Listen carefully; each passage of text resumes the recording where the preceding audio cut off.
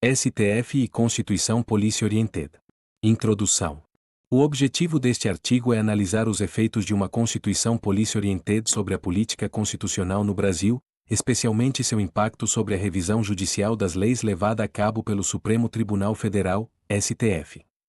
Por ter constitucionalizado diversos dispositivos de policy, a Carta de 1988 tem produzido consequências importantes, ao longo de 3 décadas de vigência.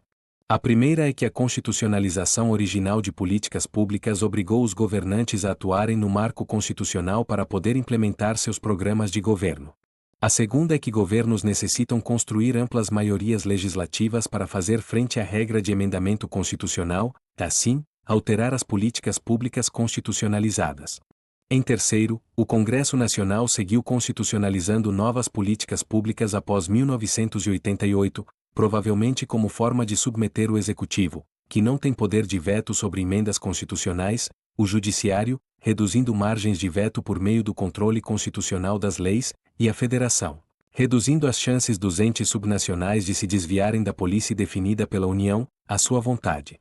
Desse modo, a Constituição não apenas cumpre seu papel clássico de subordinar os atores políticos e institucionais às suas regras e princípios, mas se converte ela mesma em instrumento de governo em meio às relações entre poderes e no interior da Federação. Por fim, mas não menos importante, esse tipo especial de Constituição tem impacto significativo sobre o funcionamento do Judiciário e especialmente sobre seu órgão de cúpula, o STF, que passam a ser acionados para controlar a constitucionalidade das leis e atos normativos, nem sempre relativos a princípios constitucionais fundamentais, mas frequentemente a políticas públicas constitucionalizadas. Desse modo, o STF participa diretamente, e bem mais do que cortes constitucionais de outros países, do processo de policymaking. O presente trabalho retoma estudos anteriores que trataram dessas consequências, mas se concentra principalmente na apresentação de evidências inéditas capazes de dimensionar esta última, o impacto da Constituição Policy Oriented sobre o controle constitucional exercido pelo STF. O exame das relações entre o perfil da Constituição, incluindo seu emendamento posterior, e a revisão judicial das leis nos permitirá integrar dimensões quase sempre separadas pela ciência política brasileira em busca da compreensão mais global de nossa política constitucional. Por política constitucional, entende-se toda a atividade do sistema político que tem a Constituição como objeto e particularmente aquela que resulta em alterações constitucionais, seja pelo emendamento formal, seja por interpretação judicial dos tribunais. Os dados inéditos aqui apresentados decorrem da aplicação da metodologia de análise constitucional, MEC, no exame das ações diretas de inconstitucionalidade julgadas pelo STF. A MEC, que vem sendo desenvolvida desde estudos anteriores em parceria com Cláudio Gonçalves Couto, se notabiliza por 2 aspectos. Primeiro, ela permite distinguir, no interior do texto constitucional, princípios constitucionais de dispositivos que veiculam políticas públicas. Segundo, ela permite planilhar textos constitucionais e de emendas na forma de dispositivos, codificá-los e contabilizá-los. Desse modo, é possível construir a base empírica da política constitucional brasileira, da Constituição original ao seu emendamento e agora às ações de controle constitucional pelo Supremo, interligando as instâncias normativas pelas quais surgem, são renovados e disputados os elementos constitucionais. A intenção é, portanto, completar o caminho da política constitucional e reforçar a centralidade da Constituição na relação entre os poderes e na política democrática brasileira contemporânea, ampliando nosso conhecimento sobre ela. O argumento central a ser desenvolvido é que a combinação de uma Constituição Policy Oriented e um sistema de controle direto de constitucionalidade das leis de amplo acesso a atores sociais e políticos faz do caso brasileiro um exemplo não só de intensa participação do Judiciário na política governamental, por via da revisão constitucional das políticas públicas judicializadas, como de uma Constituição muito emendada por decorrência justamente das relações entre os poderes e entre os entes federativos. Outra contribuição pretendida diz respeito ao estudo de mudanças constitucionais. A maioria dos trabalhos sobre o tema elege o grau de dificuldade das regras de emendamento como variável explicativa das taxas de reformas constitucionais em diferentes países. Todavia, os estudos comparativos que tomam tais regras como variável independente não chegaram a resultados conclusivos acerca da incidência do emendamento. Uma mesma regra pode levar a taxas diferentes, assim como taxas semelhantes são produzidas a partir de regras diferentes. O presente artigo argumenta que uma das razões da inconsistência dos achados diz respeito à interação do emendamento constitucional com o controle constitucional das leis. Embora alguns estudos procurem incluir essa variável em seus modelos explicativos, nenhum deles foi capaz de especificar teoricamente a direção esperada da causalidade envolvendo a existência de algum tipo de controle constitucional das leis e a taxa de emendamento. Além desta introdução, o artigo conta com 3 seções e conclusão. Na próxima, são apresentadas as principais linhas de interesse da ciência política pelas constituições, destacando os estudos mais recentes sobre mudança e estabilidade dos textos constitucionais. A seguinte apresenta a metodologia de análise constitucional, MEC, e os resultados de sua aplicação sobre o texto original da Constituição de 1988 e sobre o emendamento constitucional nessas 3 décadas, com destaque para o conceito de Constituição Policy-Oriented. Em seguida, são apresentados os resultados inéditos da aplicação da MEC ao conjunto de ações diretas de inconstitucionalidade propostas no STF entre 1988 e 2015, e são discutidas as principais hipóteses levantadas ao longo do texto. A conclusão retoma os principais aspectos desenvolvidos no artigo, com ênfase para a dimensão alcançada pela política constitucional na democracia brasileira. Ciência política e o estudo das constituições. Mecanismos que favorecem a mudança e a estabilidade constitucionais. A ciência política desenvolveu pelo menos 2 tipos de interesse pelas constituições. O primeiro diz respeito ao papel que constituições cumprem em regimes políticos. Nesse campo, o debate normativo é antigo e se concentrou nas relações entre Constituição e democracia, embora recentemente venha se interessando também pela função que constituições cumprem em regimes autoritários. A questão clássica e central diz respeito ao papel liberal e contramajoritário das constituições em regimes baseados na soberania popular. Em que pese ter havido, historicamente, certa convergência entre constitucionalismo e democracia, de tal modo que hoje apenas os Estados democráticos são capazes de proteger as liberdades, e apenas onde estas são efetivas é que o método democrático pode funcionar adequadamente, o fato de a questão de fundo permanecer aberta inspira a continuidade do bom debate. Por que atar as próprias mãos ou por que escravizar as gerações futuras por meio de uma Constituição?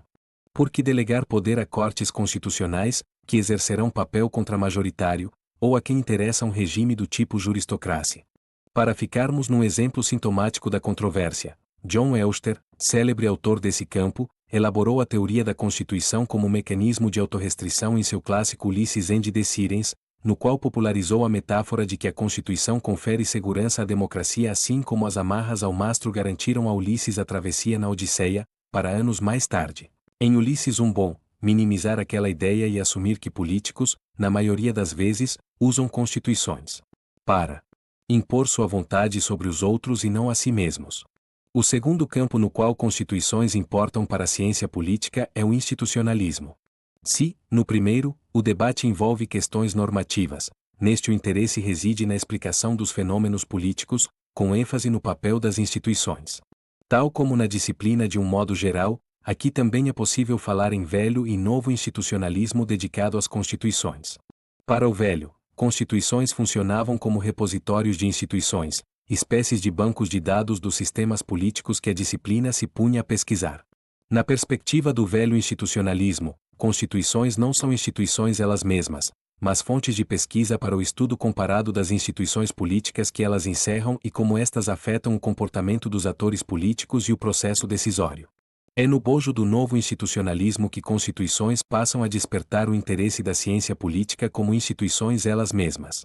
Mais do que seu papel normativo no regime político ou para além das instituições que abrigam, as constituições passam a importar como variável dependente dos processos de constitution making e como variável independente de processos desencadeados por suas características intrínsecas.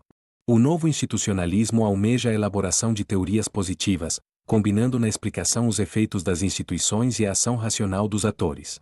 Quando toma as constituições como resultados, essa abordagem investiga os impactos que interesses, regras e expectativas futuras dos atores podem ter sobre as escolhas constitucionais no momento constituinte, especialmente no que diz respeito ao maior ou menor grau de detalhamento do texto constitucional. A organização de poderes voltada à eficiência geral ou à maximização de interesses partidários, a criação de tribunais constitucionais como salvaguardas diante da incerteza política futura e Mais recentemente, de que modo regimes democráticos têm reinstalado constituintes para substituir suas constituições em pleno voo. No que diz respeito às constituições como variável independente, as análises começaram há menos tempo e ainda não contam com número expressivo de trabalhos. Mas o início não podia ter sido mais ambicioso e promissor. Refiro-me ao censo constitucional realizado por Elkins, Ginsburg e Melton. Adotando a perspectiva de constituições como self-enforcing, os autores examinaram todas as que um dia existiram em países independentes entre 1789 e 2005, buscando explicação para o fato de que, embora tenham sido feitas para durar indefinidamente, a mediana de vida encontrada foi de apenas 19 anos. Examinando as causas da morte constitucional, os autores reconhecem que choques externos causam impacto sobre as constituições e levam os atores a calcular os custos e benefícios de se viver sob determinada ordem constitucional ou de substituí-la por outra. Entretanto, são os fatores endógenos que melhor explicam as chances de sobrevivência das constituições. Segundo os autores, os custos de uma substituição completa do texto constitucional são muito elevados, ao passo que o emendamento da Constituição pode funcionar para reformá-la ao mesmo tempo que a preserva. Assim, o estudo conclui que os atores políticos serão capazes de renegociar ponto a ponto os acordos constitucionais se as constituições tiverem as seguintes características: 1. Forem resultantes de processos de elaboração inclusivos e que reafirmam essa inclusividade no desenho das instituições políticas da nova ordem. 2. Que contenham regras mais flexíveis do que rígidas de emendamento. E 3. Que sejam mais detalhadas do que genéricas e que cubram o maior número de tópicos relevantes, funcionando como estacas que obrigarão a uma permanente renegociação constitucional, sempre que houver razões para mudá-las de posição. Inclusão, flexibilidade e especificidade, características endógenas à própria Constituição, reforçam-se mutuamente, criando um ciclo virtuoso em prol da sobrevivência constitucional. A propósito, a Constituição Brasileira de 1988 figura no livro como um bom exemplo de Constituição, que reúne essas três características, assim, dispõe de um grande potencial de endurance. Numa perspectiva mais parcimoniosa, porém ainda institucionalista, se assumirmos como ardem que uma Constituição não é um contrato, pois não dispõe de um garantidor externo, mas, sim, um mecanismo de coordenação entre atores relevantes, que instituições endógenas ao texto constitucional podem ser úteis à manutenção do equilíbrio self-enforcing da Constituição. São duas: a regra de emendamento e a existência de algum mecanismo ou sistema de controle de constitucionalidade das leis. Pelas oportunidades que propiciam e pelos limites que impõem a atuação legiferante da classe política, esses dois instrumentos asseguram simultaneamente a superioridade do texto constitucional diante de outros tipos de legislação e a possibilidade de atualizá-lo por mudança formal ou por interpretação judicial. Lijart, em seu estudo comparado de 36 democracias, demonstrou, embora de forma um tanto impressionista, que a rigidez constitucional estabelecida pela regra de emendamento e o controle constitucional pelo judiciário ou por uma corte constitucional caminham juntos nas democracias consensuais. Mais de 90% das constituições existentes desde 1789 contiveram alguma regra de emendamento. Todavia, a diversidade de fórmulas e de exigências para alterar constituições é notável. Países experimentam diferentes quórums de votação pelo legislativo, exigindo a formação de diferentes supermaiorias. Outros realizam mais de um turno de votação ou requerem aprovação por mais de uma legislatura, com uma eleição popular entre elas. A ratificação por outras instâncias e poderes como unidades subnacionais, nos regimes federativos, cortes constitucionais e até pelo poder executivo ocorre em muitos outros, sem falar nos tradicionais referendos e plebiscitos, que exigem a manifestação popular direta. Naturalmente, os primeiros trabalhos sobre emendamento constitucional elaboraram hipóteses centradas nessas regras e aproveitaram essa diversidade para realizar análises comparativas. Lutz foi o primeiro autor a fazê-lo de modo abrangente e com resultados significativos, mas seus achados não se mostraram consistentes no longo prazo. Examinando o conjunto das constituições estaduais americanas e uma seleção de países, Lutz lançou algumas proposições centrais, sendo duas as mais relevantes empiricamente. 1. Quanto mais longa a Constituição, maior a probabilidade de uma elevada taxa de emendamento. 2. Quanto mais difícil o processo de emendamento constitucional, menor a probabilidade de sua ocorrência. O problema do estudo pioneiro desse autor é que ele derivou o grau de dificuldade da regra de emendamento das taxas encontradas nos estados americanos, atribuindo a partir dessas taxas pesos às regras que presidiram sua ocorrência nas diferentes experiências estaduais. Trata-se da célebre afirmação do consequente, jamais notada por seus leitores. Talvez por essa razão, quando seu estudo foi replicado por outros autores com outras amostras, aqueles resultados não se confirmaram. Diversos pesquisadores propuseram métodos alternativos de aferição da rigidez constitucional ou do grau de dificuldade do emendamento em perspectiva comparada, mas, com exceção de alguns poucos achados consistentes, o debate permanece inconclusivo e nenhuma teoria foi capaz de se generalizar.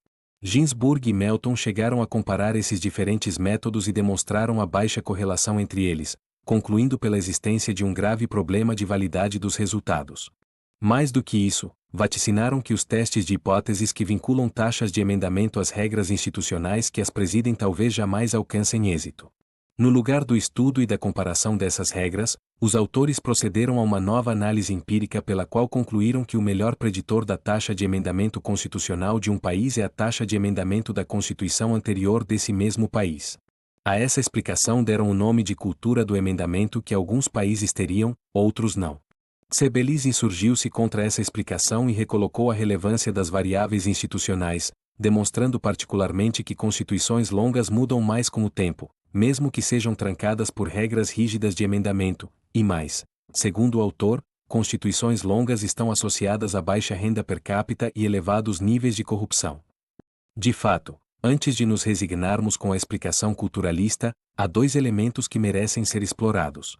O primeiro diz respeito ao fato de que a maioria dos estudos se concentrou no grau de dificuldade imposto pela regra de emendamento, mas não se perguntou sobre os motivos que levam os atores a quererem mudar a Constituição.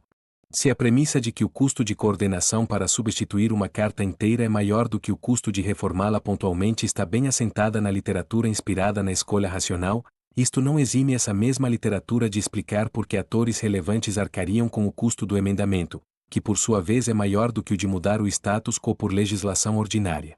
Ou seja, não é a regra que explica a taxa de emendamento, mas antes a razão de se empenhar e a articulação política necessária para fazer face a essa mesma regra. Falta, portanto, uma teoria da demanda no campo de estudos do emendamento constitucional. E antes que se recorra aos típicos fatores exógenos, cumpre-se perguntar como o perfil endógeno da Constituição enceta a necessidade de seu próprio emendamento. É justamente esse ponto que investigamos no presente artigo e que nos levará ao conceito de Constituição Policy-Oriented. O segundo elemento diz respeito ao controle constitucional pelo Judiciário e ou pelas Cortes Constitucionais. Embora algumas análises reconheçam a importância da existência e força da Judicial Review na explicação da mudança constitucional, permanecem subteorizadas no campo as interações possíveis entre o perfil da Constituição, o emendamento e o controle constitucional. A existência de tribunais constitucionais fortes e ativos pode imprimir sobre o legislativo tanto uma postura deferente, e, nesse caso, teremos poucas iniciativas de leis inconstitucionais, quanto pode levar o legislador a emendar frequentemente a Constituição como forma de se antecipar e ou de se contrapor às Cortes. No primeiro cenário, a Constituição permanecerá intacta graças à força de seu guardião.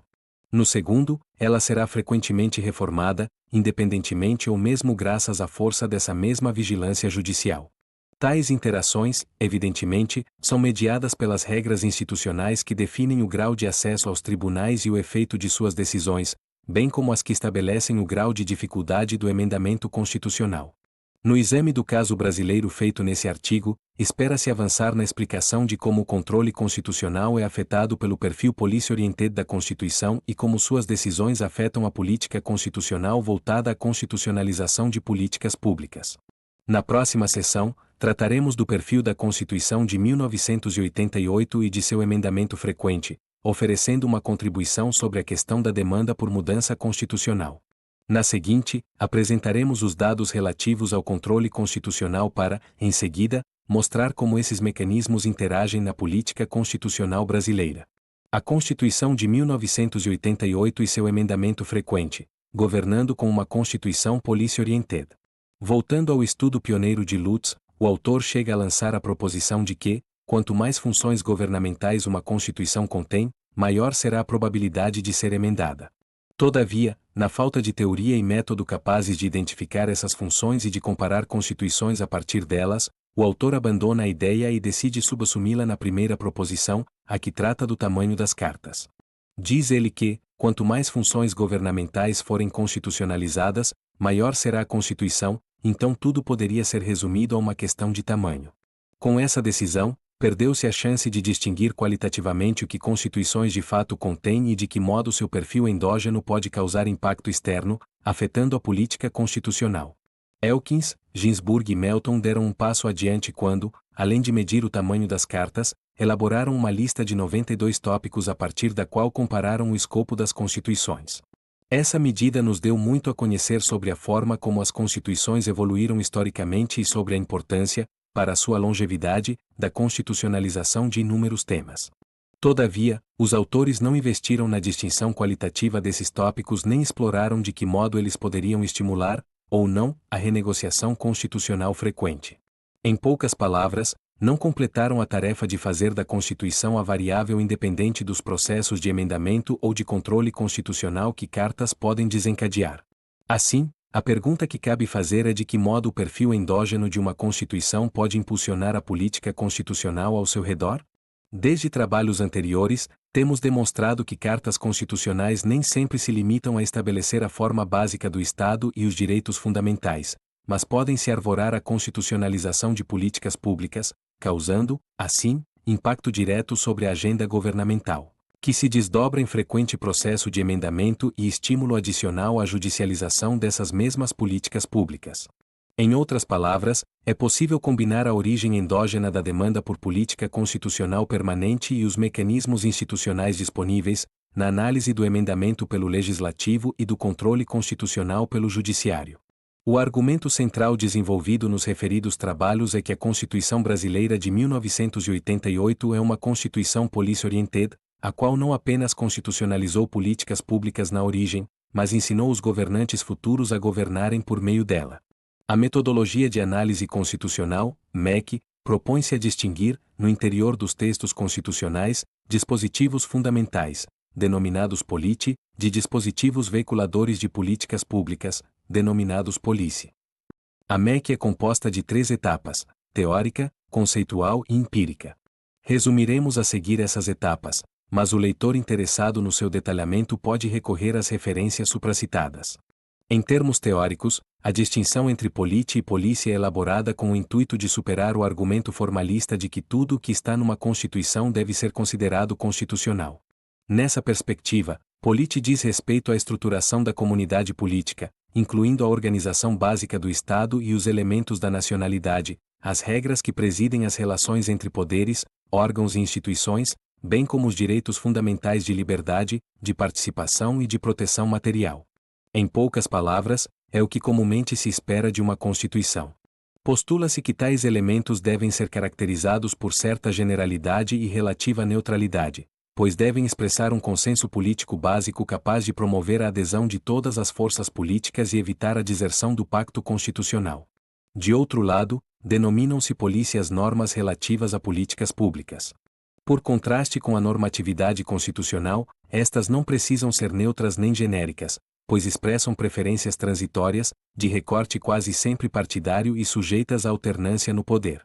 Em poucas palavras, é o que comumente se espera das medidas de nível governamental.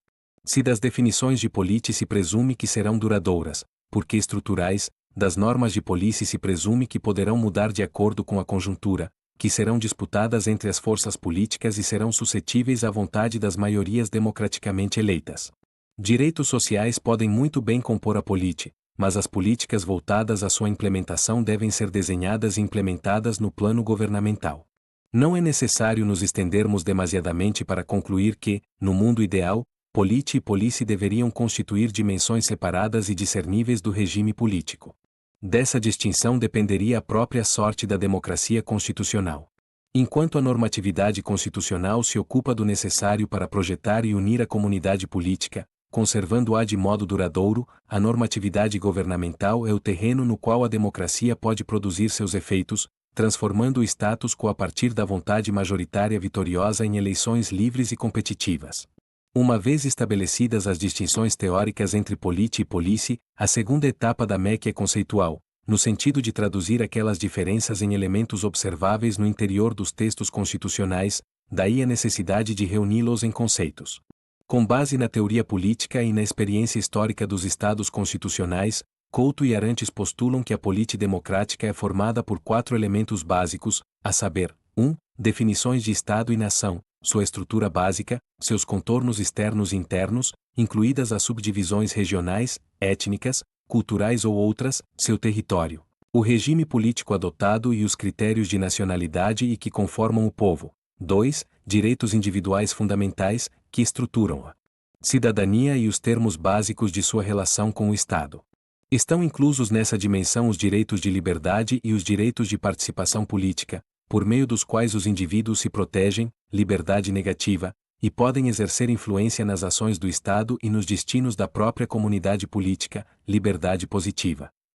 Em termos básicos, são os direitos civis e políticos. 3. Regras do jogo, as quais constituem os procedimentos que organizam as interações no interior da política, eleições e outras formas de preenchimento dos cargos públicos, relações entre órgãos, poderes e níveis de governo, normas de formação e funcionamento da burocracia e regras para os processos decisórios, administrativos, legislativos e judiciais. E 4. Direitos materiais e de acesso ao bem-estar constituem a política na medida em que promovem a adesão de todos ao pacto democrático.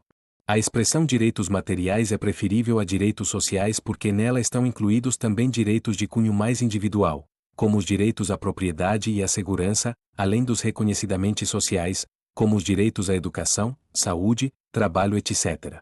Embora essa quarta dimensão da política se aproxime da polícia, não se deve confundir tais direitos, definidos como princípios fundamentais, com as políticas públicas desenhadas para sua implementação. Enquanto os direitos constitucionais tendem a ser fixos e permanentes, as políticas podem variar a critério das maiorias democraticamente eleitas. Por polícia, a metodologia compreende aqueles dispositivos voltados a estabelecer como o Estado deve agir de modo a atingir determinadas finalidades. Muitas vezes esse como envolve a previsão de ações específicas, estabelece parâmetros obrigatórios, ostenta metas, escolhe instrumentos e pré-define grupos a serem beneficiados.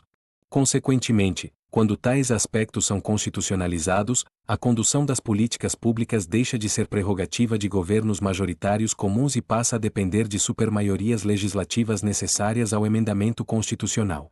Além de polícia encontrada em estado puro na Constituição, essa abordagem identificou dispositivos que, embora associados aos 4 tipos de política, ganham redação tão específica e controversa que contradiz os princípios da generalidade e da neutralidade que devem caracterizar dispositivos propriamente constitucionais, tal como postulado pela metodologia. A terceira etapa da MEC é propriamente empírica. Planilham-se os textos constitucionais na forma de dispositivos, e estes são classificados como política, na forma dos 4 subtipos descritos acima, podendo haver dispositivos com mais de um sentido, ou como polícia, especificando se trata de polícia pura ou por especificidade e controvérsia. Define-se dispositivo como a menor unidade de texto constitucional dotada de sentido completo. Para delimitá-lo, não se deixa de aproveitar a estrutura formal composta por artigos, parágrafos, incisos e alíneas que formam a Constituição, mas estes são decompostos ou agrupados até que formem as tais menores unidades dotadas de sentido completo. Assim, resumidamente, é com base nessas 3 etapas que se logra distinguir substantivamente dispositivos constitucionais estruturais, politi, de dispositivos veiculadores de políticas públicas, polici, algo que as análises meramente formais não conseguem realizar. A importância de produzir essa distinção reside na possibilidade de contribuir para explicar a demanda por mudança constitucional, a intensidade e a extensão pelas quais se empenham os agentes da política constitucional, seja por via do emendamento, seja pela via do controle constitucional. Constituições que contêm apenas dispositivos de política têm impacto bastante diferente daquele de constituições que carregam políticas públicas. A constitucionalização de polícia atrai para o marco constitucional os agentes interessados na mudança do status quo da política, impulsionando a política constitucional para além do que a literatura convencional está habituada a pensar, porque tem como modelo de constituição apenas aquela assentada em elementos de política. Em suma, regras de emendamento bem como as de acesso ao controle constitucional e seu escopo certamente influenciam a dinâmica da política constitucional, mas é preciso saber o que leva os atores a acionarem esses instrumentos. Políticas públicas constitucionalizadas nos parecem um forte motivo para isso. Aplicada à Constituição de 1988, a metodologia de análise constitucional de Couto e Arantes identificou 1.627 dispositivos contidos nos 245 artigos de seu texto principal, enquanto o ato das disposições constitucionais transitórias resultou em 228 dispositivos. Examinadas igualmente todas as emendas constitucionais aprovadas entre 1992 e 2020, incluindo 108 emendas regulares e 6 aprovadas pela Revisão Constitucional de 1994, tem-se nada menos do que 1.737 dispositivos de emendas. Classificados os 1.627 dispositivos da Constituição original, exceto a DCT, identificaram-se 69,3% de polícia e 30,7% de polícia no interior do texto constitucional. Não cabe, nos limites deste artigo, reapresentar todos os resultados das aplicações dessa metodologia alcançados até agora, mas é possível afirmar que a taxa de constitucionalização de políticas públicas da Constituição de 1988 supera significativamente as taxas encontradas nas constituições brasileiras anteriores e nas constituições estrangeiras comparadas. De fato, como previsto inicialmente, esse perfil policy-oriented da Carta de 1988 ensejou, também graças a uma regra de emendamento não tão rigorosa, seu permanente emendamento posterior. Diferentemente de autores que tomaram o emendamento como resultado apenas da combinação de regras e contexto, especialmente da reforma do Estado nos anos 1990, e chegaram até mesmo a prever o arrefecimento do fenômeno, a Constituição de 1988 seguiu sendo reformada ao longo dos sucessivos governos, ainda que com diferentes agendas e distintas inclinações ideológicas, numa das taxas de emendamento mais elevadas do mundo. E, confirmando nossa primeira hipótese de modo estatisticamente significante, os dispositivos originais de polícia foram reformados a uma taxa 2 vezes maior que os dispositivos de polícia. Nossa Constituição policy-oriented revelaria uma surpresa maior do que a tentativa de cristalizar políticas e de obrigar as gerações futuras a renegociarem-nas de modo permanente no modus operandi constitucional.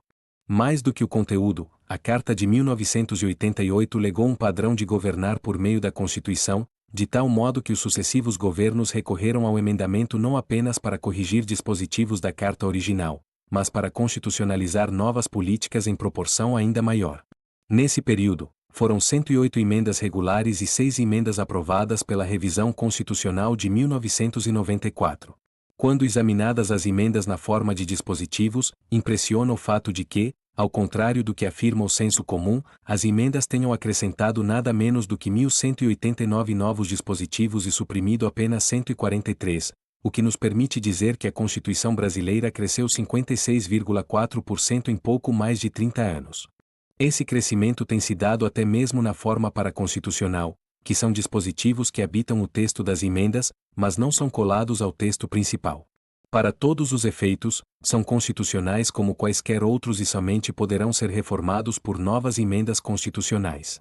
Exemplo eloquente disso foi a extensa reforma da Previdência de 2019, com 185 aditivos paraconstitucionais em meio a um total de 266 dispositivos.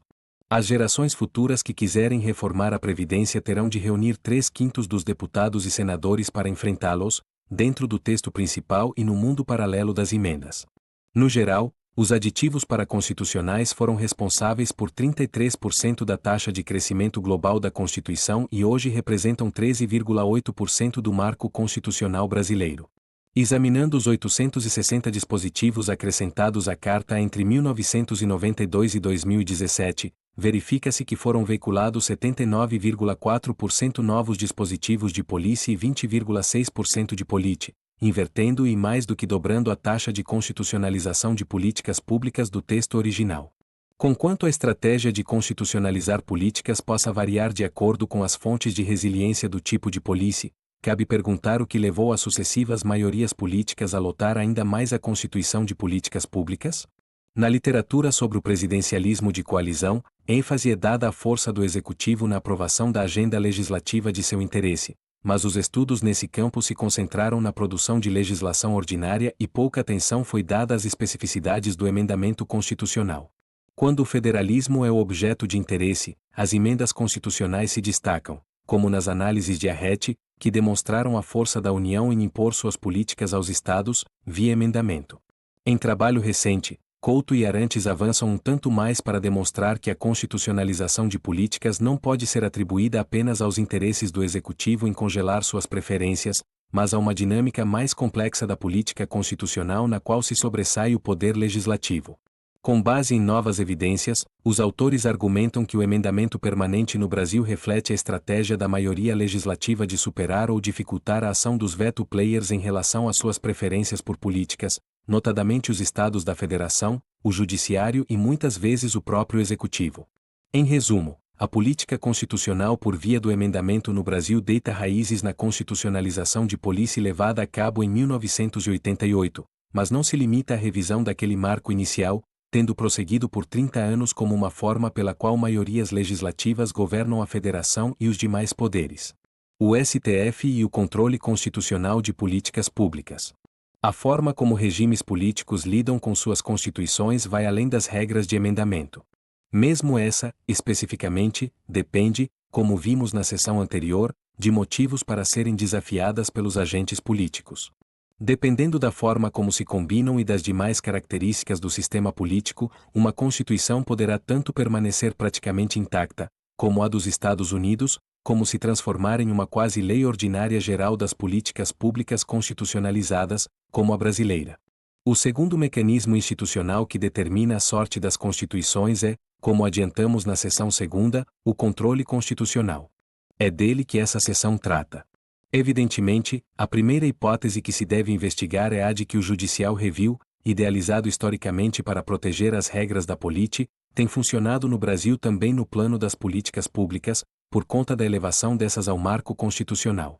Em outras palavras, é de se esperar que o judiciário brasileiro e especialmente o STF sejam chamados a interferir na produção e implementação das políticas de governo, uma vez que elas estão constitucionalizadas. Por esse meio, sua judicialização pode ser exponencializada. Veremos a seguir como isso de fato acontece, mas tal hipótese não descreve por completo o que se passa no âmbito da revisão judicial e o seu papel na política constitucional brasileira. A interferência do judiciário em políticas públicas no Brasil é tema de grande interesse e já conta com significativa produção acadêmica. Todavia, ainda são poucos os trabalhos que, para além dos estudos de caso, examinaram essa temática de forma mais abrangente no STF.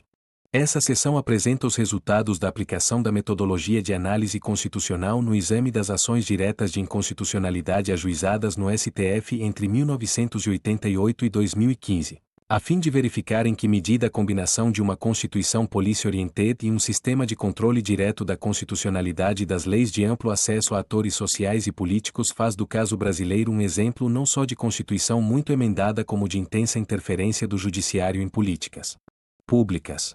A decisão de transferir a autoridade de policymaking a tribunais constitucionais está relacionada à configuração de forças políticas no momento constituinte e às expectativas dos diversos partidos em relação ao futuro.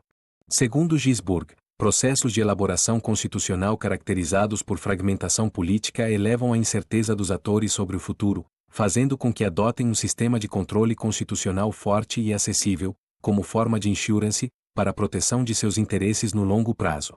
Transferir poder a juízes e tribunais representa um custo para as elites políticas, mas elas adotarão essa solução se os custos estimados de perdas eleitorais futuras lhes parecerem maiores do que os custos dessa delegação.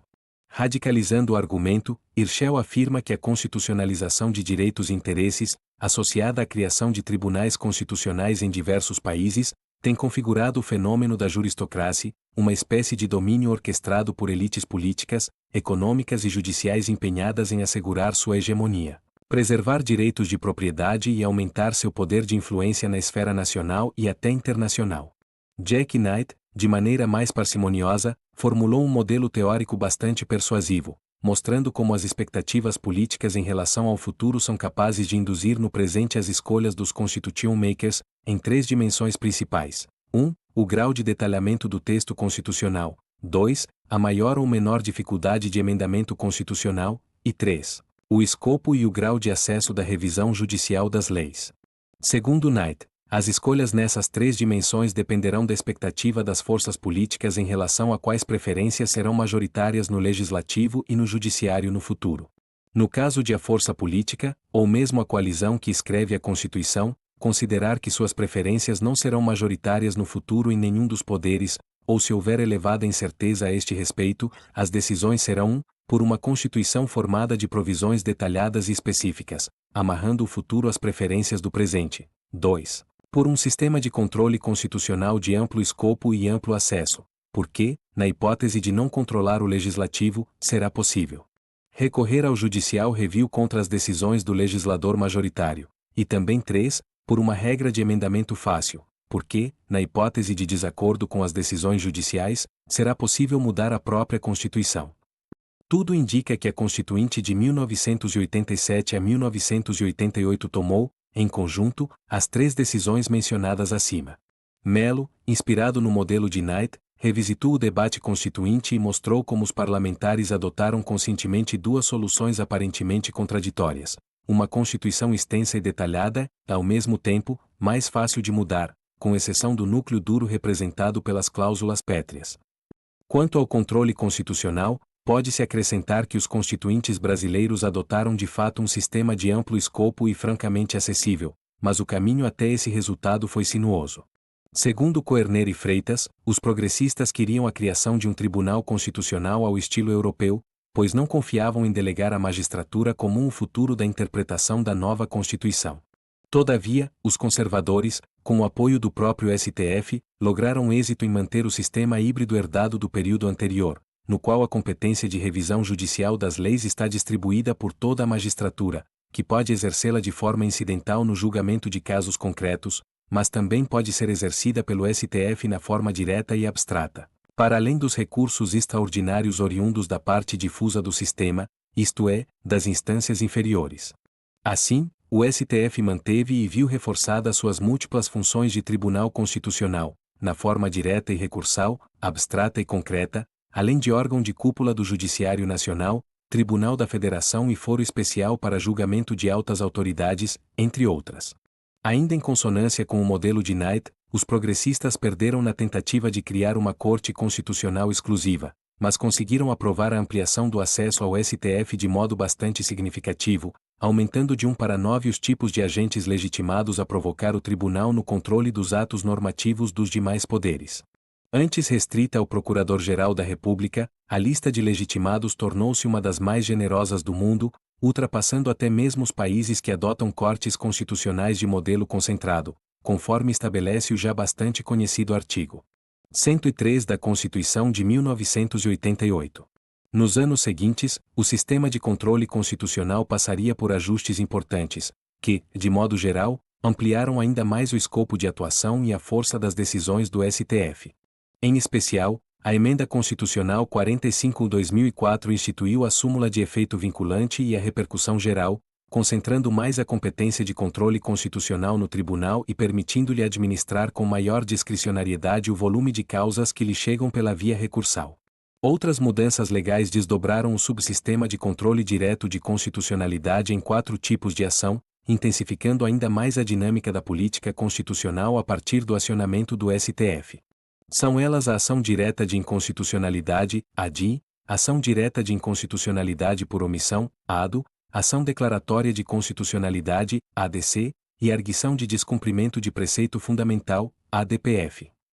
Por meio dessas ações e da modulação de decisões, o STF pode ir além da função contramajoritária clássica, de legislador negativo, para declarar omissão legislativa, preencher lacunas, oferecer interpretação da lei conforme a Constituição, fixando essa interpretação, determinar no tempo quando suas decisões devem produzir efeito, além de alcançar atos normativos de todos os níveis e ramos de poder, atuais ou passados, corrigindo aqueles que ferirem preceitos fundamentais. Em perspectiva comparada, trata-se, sem dúvida, de um tribunal superlativo. Apresentamos a seguir os resultados da investigação sobre as ações diretas de inconstitucionalidade, realizada com base nas técnicas da metodologia de análise constitucional e juntando informações adicionais a partir de bancos de dados de acesso público. Em março de 2021, o site do STF informava o acumulado de 6.700 ADs. A judicialização da política constitucional alcançou essa incrível cifra graças a um conjunto de fatores. A ADIM pode ser usada contra normas federais e estaduais, e a lista de agentes legitimados é composta por atores oriundos dos 2 níveis da federação e de diversos ramos de poder, propiciando assim um controle cruzado multidimensional. Além da legitimação intra- e interjurisdições da Federação, a lista inclui atores sociais e corporativos, partidos políticos e o Procurador-Geral da República, que expandem sobremaneira o potencial de ativação da política constitucional no país. Extensa literatura de ciência política e direito foi produzida sobre o Supremo Tribunal Federal nos últimos anos, examinando diferentes aspectos do lugar institucional e do funcionamento do tribunal. Especificamente sobre o controle concentrado e direto de constitucionalidade, pode-se dizer que os primeiros estudos se centraram no desenho institucional do sistema, em análises descritivas e estudos de casos de ações. A estes se seguiram trabalhos que procuraram qualificar a real extensão da judicialização da política constitucional e a questionar a atuação do STF como verdadeiro ator de veto, a examinar seu desempenho a partir de dimensões específicas como a da federação ou da provocação por partidos políticos, concentrando-se recentemente no comportamento decisório dos ministros, na busca da racionalidade do voto e na formação de grupos e coalizões. De modo incipiente, mas promissor, trabalhos que buscam integrar numa sintonia mais fina a atividade de judicial review e a produção legislativa nos marcos do presidencialismo de coalizão também começam a se destacar. A esta agenda vimos acrescentar a presente análise sobre o impacto do perfil da Constituição sobre a agenda de judicial review pelo STF, com ênfase na dimensão do acionamento do tribunal. Entre outubro de 1988 e o final de 2015, deram entrada no STF 5.353 ADs. Trata-se de um largo período, ao longo do qual tanto o STF quanto o país experimentaram diferentes contextos, marcados por diferentes agendas. No caso do tribunal, houve expressiva mudança de composição interna, e, comparativamente ao estabelecido em 1988, suas competências relativas ao controle constitucional foram mais bem definidas, entre outras, pelas leis 9868-1999 e 9882-1999, e reforçadas pelas emendas março de 1993 e 45/2004, redesenhando suas relações com os demais poderes e com as instâncias inferiores do judiciário, configurando o que Vieira chamou de supremocracia. O contexto político e a saliência das políticas, tão importantes para compreender os padrões de acionamento da Corte, também passaram por importantes mudanças. Assim, os primeiros anos de nossa série temporal de AD se caracterizam pela implantação do novo texto constitucional e pelas novidades em relação ao próprio sistema de controle, com destaque para a ampliação do número de agentes legitimados a acioná-lo. Nesse período, o STF passou por dois testes de força importantes, derivados da agenda política do país: a elaboração das novas constituições estaduais, que foram amplamente questionadas no Supremo por parte tanto de governadores eleitos em 1990 como do Procurador-Geral da República, e as reformas econômicas e do Estado que suscitaram, num primeiro momento, ações dos partidos de oposição contra o governo Collor, e num segundo, de partidos de oposição contra o governo FHC. Quando chegamos na outra ponta da série histórica de ADs em 2015, já estamos diante de um novo STF e de um novo país. O tribunal teve sua composição bastante alterada pelas nomeações dos governos petistas a partir de 2003, e seus poderes institucionais foram reforçados pela reforma do judiciário, como já mencionado. Segundo Desposato, Ingram e Lanes, ministros ou grupos de ministros passaram a adotar comportamento ideológico mais assertivo, reforçando divisões oriundas das diferentes indicações presidenciais, justamente quando o tribunal teve sua autoridade institucional fortalecida pela reforma constitucional do judiciário. Aquela corte, que no início havia se mostrado mais deferente aos demais poderes, havia assumido lugar central na cena política e social brasileira, viu sua agenda ser ampliada e renovada, com a introdução de outros temas de políticas públicas, mas também relativos à competição política, às relações entre os poderes e ao combate à corrupção. E passou a guardião de uma Constituição cada vez maior, resultante do emendamento constitucional permanente. E da ideia de supremocracia passamos à administrocracia, desde que a dimensão da atuação individual dos ministros ganhou maior relevo no estudo do comportamento decisório e dos poderes individuais dos integrantes da Corte. Quando os diferentes atores legitimados ingressam com ADI no STF, eles devem fundamentar seu pedido com base em dispositivos da Constituição. O presente artigo examinou as 5.353 ADs movidas entre 1988 e 2015 em busca dessa fundamentação. Em meio a esse grande universo, 498 ADs não dispunham dessa informação, ao passo que outras 7 continham erros que inviabilizaram seu aproveitamento na análise. Somadas, 505 ADs foram descartadas, e, desse modo, a análise se concentrou em 4.848 ações. O passo seguinte foi associar manualmente os dispositivos citados na fundamentação à codificação de dispositivos na base MEC. Considerando os 1.627 dispositivos originais da Constituição de 1988, a análise das ADs revelou que 1.138 já foram invocados individualmente em ações diretas, ou seja, 70% do texto constitucional já foi acionado como fundamentação na tentativa de derrubar leis e atos normativos. Dentre os dispositivos citados, 70% são politi e 30% são polici, miraculosamente a mesma proporção que encontramos na Constituição original. Em outras palavras, o acionamento do controle constitucional espelha matematicamente o perfil do texto constitucional original, confirmando nossa hipótese principal. Por outro lado, embora o número de dispositivos originais modificados por emenda seja bem menor, 273, a maioria deles, 78,8%, já foi citada como fundamentação em ADI. Esses 215 dispositivos, citados e emendados, compõem o centro das controvérsias da política constitucional brasileira. No entanto, vale também concluir que os mundos do controle constitucional, no qual 1.138 dispositivos originais são invocados, e o do emendamento constitucional, no qual 273 dispositivos originais foram reformados, são relativamente independentes e provavelmente complementares, como veremos adiante. Dado que uma mesma ADI pode acionar mais de um dispositivo na fundamentação constitucional, as 4.848 ações contabilizaram um total de 18.865 citações de dispositivos. Embora a média de citações seja de 4 dispositivos por ação, esse valor é puxado para cima por algumas ações extravagantes que chegaram a invocar mais de 20 dispositivos.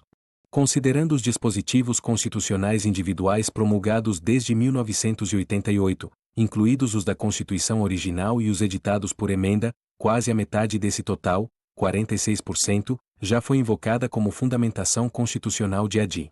Entre os dispositivos mais citados, o primeiro é o artigo 2º da Constituição, são poderes da União, independentes e harmônicos entre si, o Legislativo, o Executivo e o Judiciário.